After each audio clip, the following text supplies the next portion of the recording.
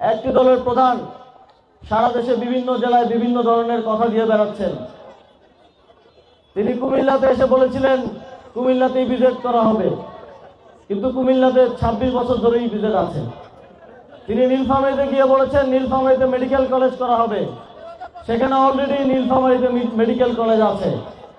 তিনি তিস্তার তীরে গিয়ে বলছেন তিস্তায় ব্যারেজ করা হবে। তিস্তায় ব্যারেজ গত শতাব্দীতেই হয়ে গেছে।